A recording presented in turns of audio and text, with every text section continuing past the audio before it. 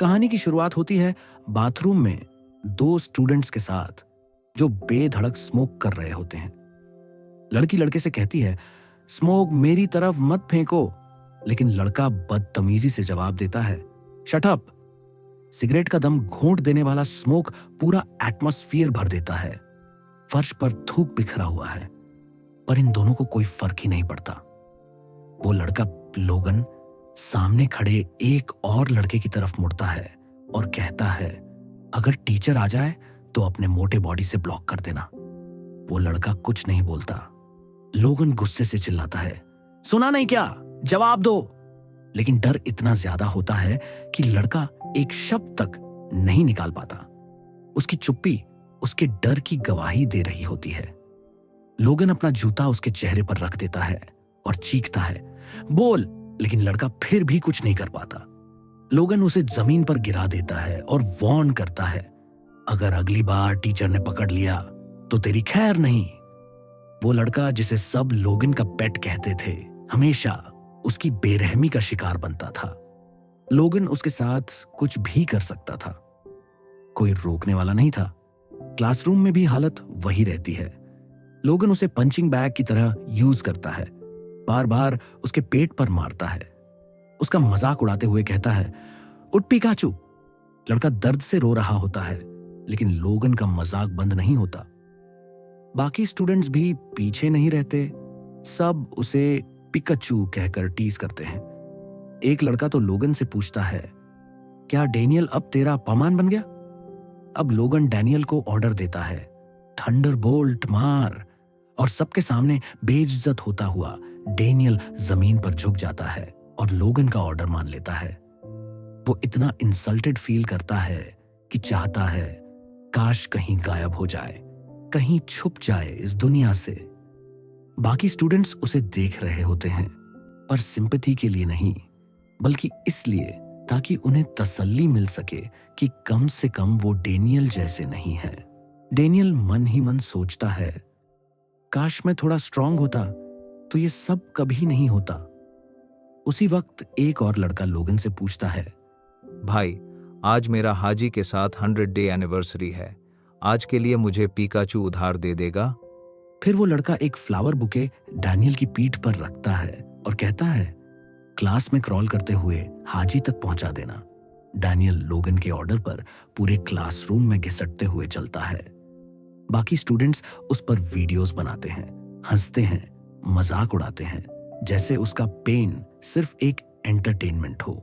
वो पहुंचता है क्लास 4, जहां हाजी पूछती है, तू ऐसे क्रॉल क्यों कर रहा है? डैनियल बोला, लोगन ने बोला था, मैं तुम्हें कुछ दिखाना चाहता था। वो धीरे से बुके फॉरवर्ड करता है और बोला, Congrats on our 100 day Thunderbolts. और फिर लोगन की तरह बोलता है, थंडरबोल्ट। लड़की उसे घृणा से देखती है और कहती है, तू पैथेटिक है, अगली बार मत आना। डैनियल का दिल टूट जाता है।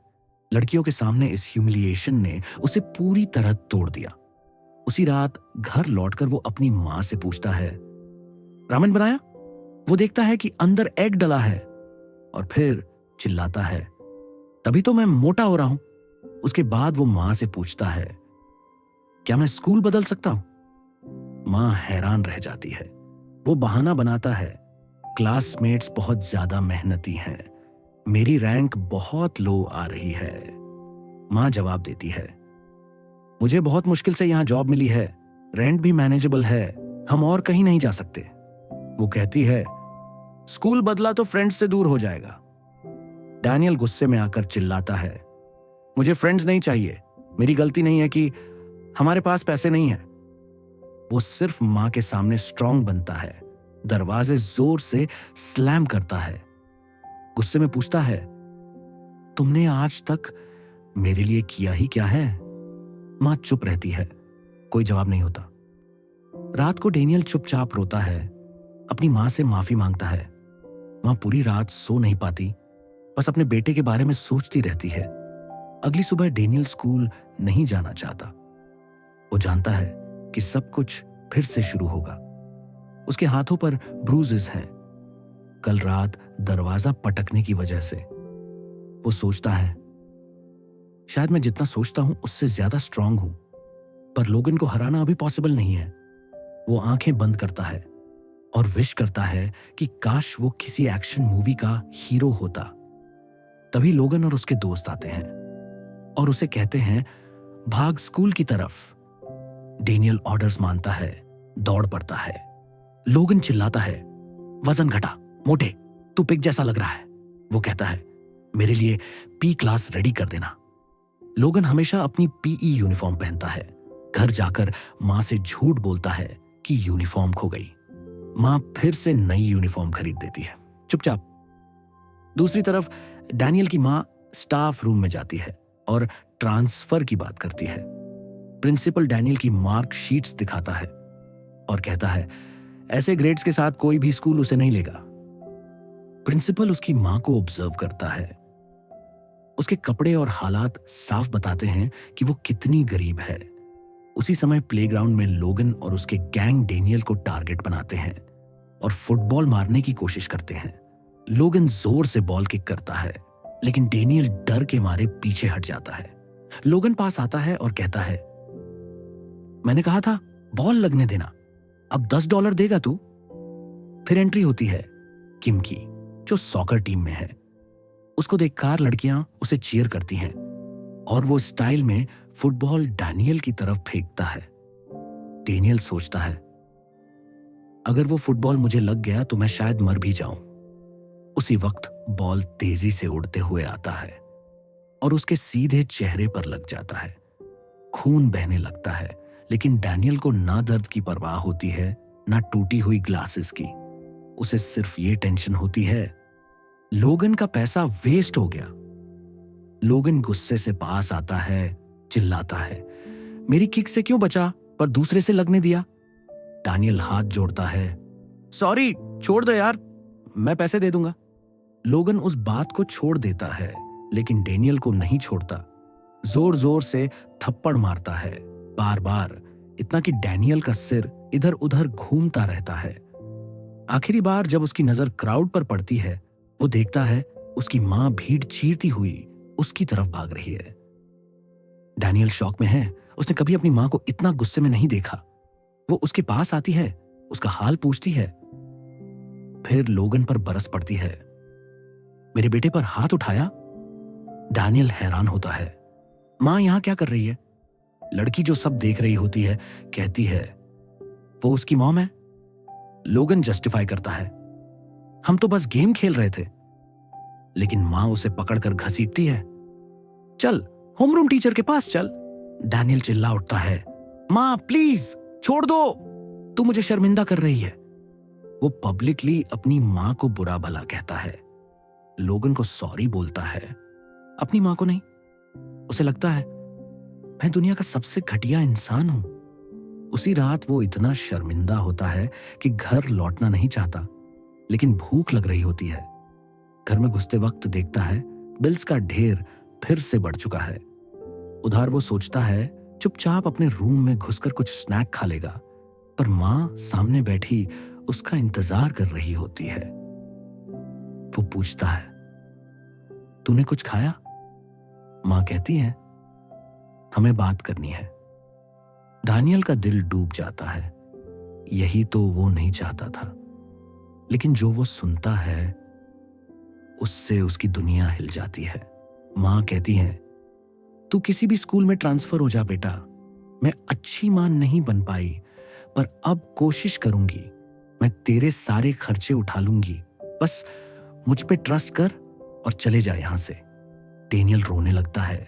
सारे मिक्स्ड इमोशंस बाहर फूट पड़ते हैं। वो कंफ्यूज्ड होता है, मां को छोड़ूं या खुद को बचाऊं। उसे नफरत होती है खुद से, क्योंकि वो भाग रहा है, मां का बर्डन इग्नोर कर रहा है। लेकिन आखिरकार वो डिसाइड करता है, मुझे निकलना होगा किसी भी कॉस्ट पर। वो ट्रांसफर ले लेता है एक लो लेवल वोकेशनल स्कूल में, ये सोचकर कि कोई बात नहीं, वहां कम से कम लोग टॉक्सिक नहीं होंगे। रास्ते में सोचता है, इस बार मैं दोस्त बनाऊंगा, लेकिन साथ में गिल्ट भी चलता है। मैं लड़ाई नहीं लड़ा, बस भाग गया। वो पहुंचता है पहाड़ों के बीच बने एक पुराने से इलाके में सब कुछ टूटा फूटा है, लेकिन डैनियल खुश है। वो अपनी पड़ोसी महिला को हेलो बोलता है और सोचता है, अब कोई मुझे नहीं जानता, अब मुझे किसी से डरने की जरूरत नहीं। उसे लगता है जैसे मैं दोबारा पैदा हुआ हूं, जैसे वो लार्वे जो 7 साल तक इंतजार करता है सिकेडा बनने के लिए। अब मेरी बारी है, मैं बनूंगा वो सिकेडा। फिर वो जाता है बार्बर शॉप हेयर कट के लिए, लेकिन कहने की हिम्मत नहीं होती कि क्या चाहिए। बार्बर बोलता है, आजा भाई, चेयर पर बैठ, तुझे दूंगा 2 ब्लॉक स्टाइल। वो धीरे से बैठ जाता है। बार्बर मुस्कुराकर कहता है, डोंट वरी ब्रो, बेस्ट दूंगा।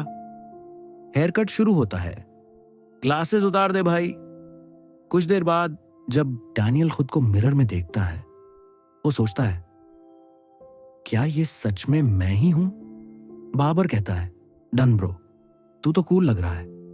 डैनियल को पहली बार ऐसा फील होता है, शायद मैं भी अच्छा दिख सकता हूं। उसे लगता है सब लोग उसे देख रहे हैं। वो बार बार मिरर में खुद को देखता है। अब वो थोड़ा टफ भी लग रहा है। शायद अब मैं लड़ भी सकूं। तभी उसे एहसास होता है एक लड़की उसे देख रही है। वो थोड़ा शर्मिंदा हो जाता है। कहीं उसने मेरी एक्सप्रेशंस तो नहीं देख ली? दोनों ऑकवर्डली एक दूसरे को देखते हैं। उसी वक्त पीछे से एक लड़का लड़की को बुलाता है, सॉरी, वेट कराया मैंने तुझे। डेनियल सोचता है, क्या ये उसका बॉयफ्रेंड है? लड़का पूछता है, तू इसे जानती है? लड़की कहती है, चल चलते हैं। लेकिन जब डैनियल हंस देता है, वो लड़का भड़क जाता है और कहता है, तेरी एज कितनी है? डेनियल, 17। दोनों सेम एज के लगते हैं। लड़की कहती है, चलो छोड़ो। लड़का बोलता है, आज तू लकी है, पर तेरा चेहरा याद रहेगा मुझे। लड़की मुस्कुराकर डेनियल से माफी मांगती है। डेनियल को लगता है मैं बच गया, और फिर उसे फील होता है वो मुझसे हंसकर बात कर रही है, शायद वो इंटरेस्टेड है। पर साथ ही सोचता है अगर मैं अब पीछे हटा तो कभी चेंज नहीं हो पाऊंगा। वो भागता है उनके पीछे और बोलता है, सुन लोग, गलत फहमी साफ कर लेते हैं, कॉफी पे चलें, बैठकर बात करते हैं। लड़की रोकती है, लेकिन लड़का कहता है, चिल, मैं कुछ नहीं करूंगा। डेनियल खुश होता है, प्लान काम कर रहा है। लेकिन तभी वो लड़का तेजी से आकर डैनियल को जोर से थप्पड़ मार देता है। फिर बोलता है, तू दोबारा दिखा तो और बुरा होगा। फिर एक पंच सीधे उसके चेहरे पर, और आसपास के लोग मोबाइल निकालकर वीडियोस बनाने लगते हैं। डैनियल उस थप्पड़ और ह्यूमिलिएशन से ज्यादा फोन की रिकॉर्डिंग साउंड से डर गया था। उसी रात वो घर में बैठा होता है और देखता है उसकी वीडियो वायरल हो चुकी है फेसबुक पे। अब वो एक फेसबुक स्टार है, पर गलत वजह से। जिस कॉन्फिडेंस और डिटर्मिनेशन को पाने के लिए उसने इतनी मेहनत की थी, वो सब एक झटके में गायब हो गया। उसके पास ना कोई दोस्त है, ना कोई शोल्डर टू क्राई ऑन। वो जो नया कंफर्ट जोन बनाया था, वो अब लोनलीनेस और शेम से भर गया है। डेनियल बिलखता रहता है, इतना रोता है कि एग्जॉस्शन की वजह से सो जाता है। थोड़ी देर की नींद के बाद वो थोड़ा हल्का फील करता है। वॉशरूम जाता है। जब हाथ धोने जाता है, मिरर में खुद की आंखें देखता है, जो उतनी सूजी हुई नहीं लगती जितनी उसने सोचा था। पर सबसे बड़ा शॉक तब लगता है जब उसे मिरर में एक परफेक्ट वर्जन दिखाई देता है। वो खुद को पहचान नहीं पाता। वो बेयरली एक कदम आगे बढ़ाता है और जमीन पर गिर जाता है। उसे लग रहा होता है, क्या मैं कोई सपना देख रहा हूं? लेकिन डर और कंफ्यूजन के बीच वो और भी शॉकिंग चीज देखता है। वो खुद, उसका पुराना मोटा बॉडी अभी भी बेड पर सो रहा होता है। वो श्योर होता है ये बॉडी मेरी ही है, पर ये न्यू वर्जन भी मैं ही हूं। नया बॉडी, स्लिम टोन मसल्स, बिल्कुल जिंदा और पावरफुल फील कर रहा होता है। डैनियल फोन उठाता है, सिचुएशन को गूगल करने की कोशिश करता है, बट कुछ नहीं मिलता। वो सोचता है, पुलिस बुलाऊं, मोम को बताऊं, पर फिर डरता है कि चीजें और बिगड़ जाएंगी। आखिरकार सोचता है, मे बी सिर्फ मैं खुद ही इस मिस्ट्री को सॉल्व कर सकता हूं। वो फॉर्मल टोन में मिरर में खड़े अपने दूसरे वर्जन से बोलता है, उठो, मुझे जवाब दो। पर कोई रिस्पॉन्स नहीं मिलता। थक कर वहीं फैट डैनियल के पास सो जाता है। कुछ देर बाद फैट वर्जन उठता है और खुद को पुराने बॉडी में देखकर शॉक में आ जाता है। उसे लगता है वो सब बस एक ड्रीम था। वो वॉशरूम की तरफ जाता है, पर तभी नोटिस करता है वो स्मार्ट वर्जन बगल में सो रहा है। अब उसे यकीन हो जाता है ये ड्रीम नहीं था, ये सब सच है। वो डर से कांप जाता है, उस दूसरे वर्जन को जगाने की कोशिश करता है, बार बार हिलाता है, पर कोई रिएक्शन नहीं। थोड़ी देर बाद स्मार्ट डेनियल उठता है और फैट डेनियल फिर सो जाता है। पूरी रात यही साइकिल रिपीट होता है, पर दोनों वर्जन्स कभी आमने सामने बात नहीं कर पाते। ह्यूमंस अडेप्टिव क्रीचर्स होते हैं। कुछ ही दिन लगे इस अनरियल रियलिटी को एक्सेप्ट करने में। उसे नहीं पता ये बॉडी किसने बनाई, क्यों बनी, और किसी को बताना भी पॉसिबल नहीं।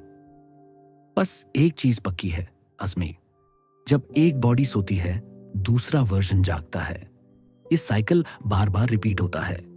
डेनियल अपनी छुट्टियों के दौरान इस सिस्टम के 4 रूल्स समझ जाता है। रूल 1, जब एक वर्जन सोता है वो खुद से कभी नहीं उठता, चाहे जितना टाइम बीत जाए। रूल 2, अगर खुद को जगाने के लिए कोई बात नहीं है तो वो खुद से कभी नहीं उठता। की कोशिश करे तो दूसरा बॉडी ऑटोमेटिकली सो जाता है। रूल 3, स्लीपिंग बॉडी भी जिंदा है, उसे भूख लगती है, बाथरूम जाना पड़ता है। रूल 4, उसका कॉन्शियसनेस 24/7 एक्टिव रहता है, और जब वो फ्रेश बॉडी में स्विच करता है तो उसका ब्रेन सुपर रिफ्रेश्ड फील करता है। डैनियल सोचता है, अगर मैं एक बॉडी को मार दूं तो क्या दूसरा जिंदा रहेगा? पर वो इतना ब्रेव नहीं है कि ये टेस्ट कर पाए, और ना ही कोई गारंटी है। टाइम गुजरता है और अब नई स्कूल में एडमिशन का टाइम आ चुका है। डेनियल नर्वस फील करता है। क्या फिर से लोगन जैसा कोई मिलेगा? अगले दिन 2 लड़कियां एक लड़के की तारीफ कर रही होती हैं जिसने नया हेयर डाई कराया है और बहुत हैंडसम लग रहा है। एक लड़की कहती है, प्रैक्टिकल म्यूजिक डिपार्टमेंट पे तो हंक्स की भीड़ है। दूसरी बोलती है, और ब्यूटी डिपार्टमेंट का एआई, उफ, सो क्यूट। उसी वक्त डैनियल वहां से गुजरता है और लड़कियां, लड़के सब उसे देखकर शॉक में आ जाते हैं। डैनियल सोचता है, गुड डिसीजन था जो बॉडी के हिसाब से नया यूनिफॉर्म लिया। एक लड़की उसके पास आती है और सॉफ्टली बोलती है, हेलो। डैनियल कुछ नहीं बोल पाता, मन ही मन बस यही सोचता है, अब कोई मुझे बुली ना करे। अब सेकंड सेमेस्टर शुरू हो चुका है, स्टूडेंट्स कंप्लेन कर रहे हैं। सितंबर में ये कैसी गर्मी है यार। क्लासरूम में एक लड़का दूसरे को बुली कर रहा होता है, बोलता है, मुझे हवा कर, ब्रीज बना मेरे लिए। बाकी लड़के हंस रहे होते हैं और वो लड़का पूरी तरह से एम्बैरेस्ड फील करता है, काश मैं मर ही जाऊं। तभी एक लड़की बोल्ड होकर बोलती है, मैं तो ठंड फील कर रही हूं, बंद करो ये सब। और तभी क्लास में एंट्री होती है टीचर की। वो अनाउंस करता है, गाइस, आज हमारे पास एक नया ट्रांसफर स्टूडेंट। क्लासरूम का एटमॉस्फेयर सडन हो जाता है। स्टूडेंट्स विस्पर करते हैं, ये नया ट्रांसफर स्टूडेंट लड़का है या लड़की? और तभी एंट्री होती है डैनियल पार्क की। सब उसे घूर रहे होते हैं। डैनियल थोड़ा शाई फील करता है, लेकिन खुद को इंट्रोड्यूस करता है, hi, I am Daniel Park. Teacher उसे सीट पर बैठने को कहता है, लेकिन उसका अपीयरेंस ही इतनी हलचल मचा देता है कि पूरी क्लास हिल जाती है। लड़कियों का ग्रुप उसकी ब्यूटी से इंप्रेस है, वहीं लड़के उसे देख के थोड़े जेलस फील कर रहे हैं। डेनियल अंदर से अभी भी अंडर कॉन्फिडेंट है। सोचता है, पहला दिन है, जिस भी लड़के के बगल में बैठूंगा उसे दोस्ती करनी होगी। पिछला साल उसके लिए नाइटमेयर था, हर दिन बुली होना पड़ा था। वो एक बड़ा स्माइल फेस पर डालकर बगल वाले लड़के से कहता है, हाय ब्रो। लेकिन जैसे ही वो उसकी तरफ देखता है, डेनियल शॉक में आ जाता है। वो वही लड़का है जिसने मार्केट में उसे पीटा था, मगर लड़का उसे पहचान नहीं पाता। उल्टा सोचता है, ये बंदा तो हैंडसम है यार। डेनियल के लिए पहले दिन से ही चीजें गलत जा रही थी। उसी वक्त एक लड़की उठकर उसकी तरफ आती है। हेलो, मैं जोई पार्क हूं। वो हर बार यही करती है जब कोई गुड लुकिंग लड़का दिखता है। बाकी लड़कियां जलने लगती हैं क्योंकि जोई डेनियल के साथ फुल ऑन फ्लर्टिंग शुरू कर देती है। डैनियल तो लिटरली फ्रीज हो जाता है। उसकी जिंदगी में पहली बार कोई लड़की उससे फ्लर्ट कर रही थी। तभी जोए का फ्रेंड पीछे से चिल्लाता है, जोए, फ्लर्ट करना बंद कर, बैठ जा। वो नोटिस करता है कि उसकी गर्लफ्रेंड भी डैनियल को घूर रही है। अब वो लड़का डैनियल से जेलस हो जाता है और सोचता है, मुझे ये ट्रांसफर स्टूडेंट बिल्कुल नहीं पसंद। ये कोई आम स्कूल नहीं था, ये एक स्पेशलिटी हाई स्कूल था जो कॉलेज एंट्रेंस से ज्यादा फोकस करता था प्रैक्टिकल ट्रेनिंग और वर्क एक्सपीरियंस पर। इतनी ज्यादा फ्रीडम थी कि बाकी स्कूल्स के स्टूडेंट्स इसे नाइटमेयर मानते थे। पर इस स्कूल में के पॉप ट्रेनीज, मॉडल्स और पॉपुलर आइडल्स की भीड़ लगी रहती थी। लंच टाइम आता है और सारी क्लास का ध्यान डेनियल पर है। सब उससे सवाल करते हैं, क्या पसंद है तुझे, कौन सी क्लास, तू रियल में इन फैशन डिपार्टमेंट से है। वाह ब्रो। डैनियल खुश होता है क्योंकि अब उसे किसी और को खाना सर्व नहीं करना पड़ता, बस खुद का खाना लेना होता है। फिर 3 लड़के उसके पास आते हैं और कहते हैं, लंच के बाद बात करनी है तुझसे। डैनियल अंदर से डर जाता है। ओह नो, फिर से वही बुलिंग। वो सोचता है, मैंने तो सारा पैसा इस यूनिफॉर्म पर खर्च कर दिया, इनको मैं पैसे भी नहीं दे सकता, अब मार पड़ेगी। वो डरते डरते उन लड़कों के पास जाता है। एक लड़का पूछता है, तेरा नाम डैनियल है? डैनियल सोचता है, अब मेरी तो गई। लेकिन तभी उनमें से एक उसे सिगरेट ऑफर करता है और उसकी तारीफ करता है। प्रो, तू तो बड़ा स्मार्ट लग रहा है। डैनियल कंफ्यूज हो जाता है, इतने फ्रेंडली क्यों हैं ये लोग?